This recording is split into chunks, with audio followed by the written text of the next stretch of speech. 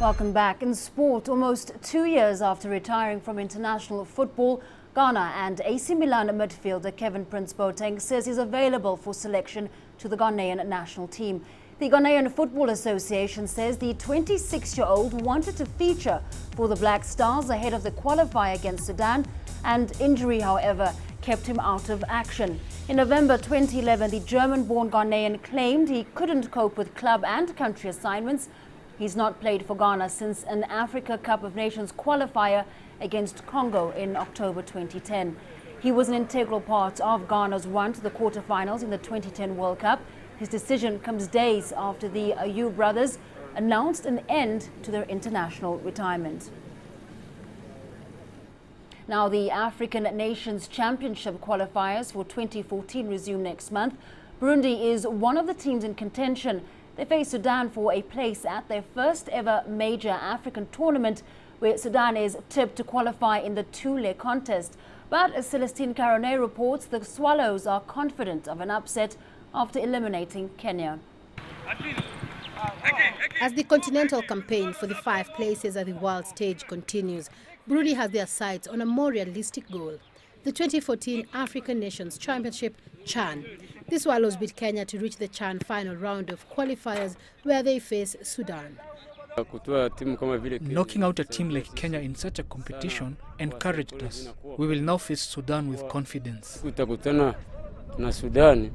CHAN is a competition dedicated to local-based players by the Confederation of African Football. During the process of qualifying for the 2014 tournament in South Africa, a number of players have left Burundi in search of better opportunities in leagues around Africa. I see in my team is good team now, but not strong team like before. Why? In January, maybe 3 players go out. Egyptian Lofty Hassim has been in charge since 2012, leading the team to a quarter-final berth in last year's regional cup competition. Burundi football has tasted national team success when the under-17 team won the Sekafa title. In 2013, the senior men's team is 2 matches away from its first major African championship, the African Nations Championships. It may not be the prestigious Africa Cup of Nations, but it is a start for a team that is seeking football recognition in the region. East African countries play similar football, and sometimes winning a match comes down to just luck. And we are not in awe of Sudan. We believe we can win. Na Sudan sio team sana inaweza atisha Burundi. On paper, Sudan are tipped to win the two-leg contest. The country has a strong league compared to Burundi. Burundi isn't focusing on the statistics as they prepare for the encounter. When a team works as a unit, they can achieve anything. This will be our strength. It doesn't matter how experienced Sudan is. The first leg will be played in Burundi, with Sudan hosting the second leg.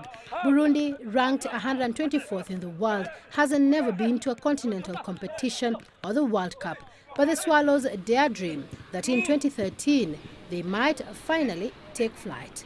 Celestine Caronet, CCTV, Bujumbura, Burundi.